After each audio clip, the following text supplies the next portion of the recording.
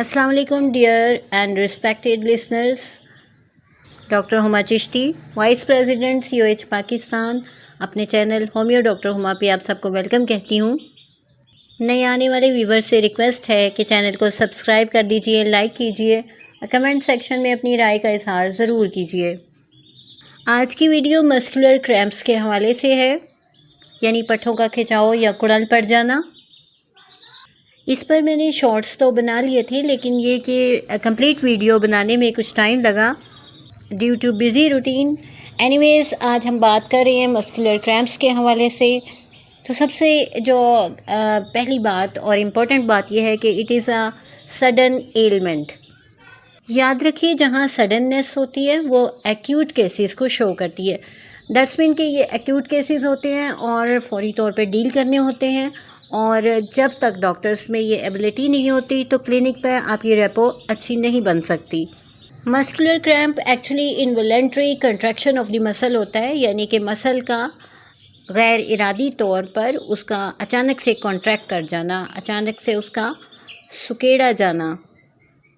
ये तो हम सब जानते हैं, ये एक कॉमन प्रॉब्लम है। और मसल नॉर्मल रूटीन में आपको पता है कि दो फंक्शन करते हैं, रिलैक्स करते हैं और कॉन्ट्रैक्ट करते हैं।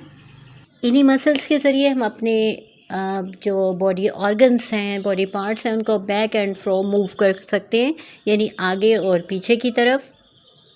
लेकिन अगर यही मसल्स हमारी मर्ज़ी के बगैर, यानी हमारे कॉन्शियसली विलिंगनेस ना हो, हम जानते बूझते हुए ना कर सकें, बल्कि बग़ैर अपनी मर्ज़ी के ऐसा हो जाए कि मसल जो है वो अचानक से मूव कर जाए और वो प्रॉपर ना मूव करे, तो उसको स्पैज़्म कहते हैं। हम मेडिकल टर्मिनोलॉजी में स्पैज़्म और क्रैम्प का वर्ड पढ़ते भी हैं, सुनते भी हैं।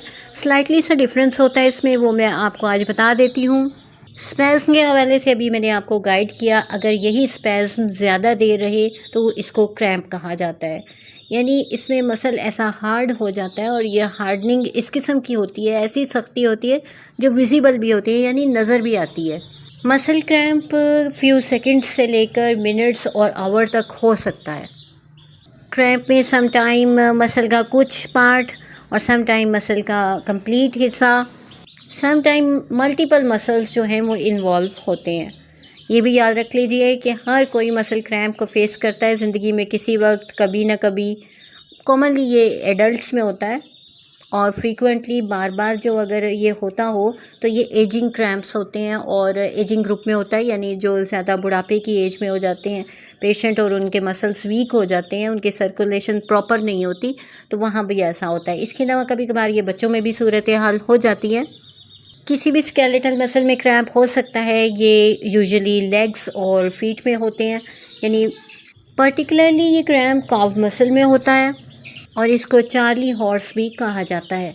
या रात को अगर लेग्स में क्रैम्प्स हो जाते हो तो इनको भी चार्ली हॉर्स कहा जाता है। क्वेश्चन रेज होता है कि ऐसा होता क्यों है।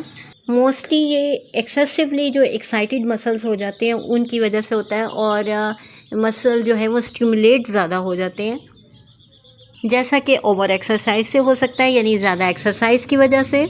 यहाँ सबसे इम्पॉर्टेंट बात यह है कि इसकी कॉज क्या होती है। तो सबसे जो ज़्यादा कॉजेज़ हैं वो आपको बताया कि एक्सरसाइज हो सकती है, स्पेशली अगर हीट के दौरान की जाए। मौसम इफ़ेक्ट कर सकता है मसल्स पे, और उसकी वजह से भी क्रैम्प्स हो सकते हैं कि अचानक से ठंडा गर्म हो जाना, जैसे कि अगर AC में से निकल के आप जो है वो बाहर चले जाते हैं गर्मी में, लू में, तो ऐसा हो जाता है। और फिज़िकल एक्सर्शन से होता है, डिहाइड्रेशन से ऐसा हो सकता है। पुअर सर्कुलेशन इसकी वजह हो सकती है। कोई इंजरी स्पेशली, यानी नर्व या मसल की इंजरी की वजह से ऐसा हो जाता है। इम्प्रॉपर सिटिंग की वजह से हो जाता है कि अच्छे तौर पे नहीं बैठ सके हों, पोस्चर ठीक से नहीं हो, या sitting for a long period of time के ज़्यादा देर तक जो है कहीं बैठे रहने से ऐसा हो सकता है। ना से बैठा रहने से, बल्कि कंक्रीट के फ्लोर पे अगर बहुत देर तक खड़े रहें तो उससे भी मस्कुलर क्रैम्प्स हो जाते हैं। और अगर ब्लड में कैल्शियम, मैग्नीशियम या पोटेशियम की कमी हो, ये लेवल कम हो, तो उसकी वजह से भी ऐसा होता है। क्रैम्प्स में अगर जिस तरह से ये पेन भी आती है जहाँ क्रैम्प हो जाए, तो लो ब्लड सर्कुलेशन की भी वजह से ऐसा होता है। और विटामिन डेफिशिएंसी भी इसकी कॉज हो सकती है। स्पेशली इसमें विटामिन्स कौन से होते हैं, B1 है, B5 है, B6 ये विटामिन हैं जिनकी कमी से क्रैम्प्स हो जाते हैं। सर्टेन मेडिकेशंस भी होती हैं, यानी कुछ ऐसी अद्वियात हैं जिनको इस्तेमाल करने से ऐसा हो जाता है, जैसा कि डायूरेटिक्स होती हैं। इसके अलावा जो है पार्किंसंस में इस्तेमाल होने वाली मेडिसिन्स, एंजाइना के लिए, हाई बीपी के लिए या कोलेस्ट्रॉल लोअरिंग के लिए जो यूज़ की जाती हैं। और इसके अलावा अल्जाइमर में इस्तेमाल होने वाली भी कुछ अद्वियात ऐसी हैं कि जिनकी वजह से मस्कुलर क्रैम्प्स हो सकते हैं। हम बात कर लेते हैं इसके साइन एंड सिम्टम्स के हवाले से। तो इसके बहुत मेजर से साइन एंड सिम्टम है, जिसमें लोकल पेन होती है कि जिस एरिया में क्रैम्प हुआ है वो पेनफुल होगा, वो दर्द करेगा। इसके अलावा टेंडरनेस होती है, यानी वो दुखन इतनी होती है कि वो टच नहीं किया जा सकता पार्ट।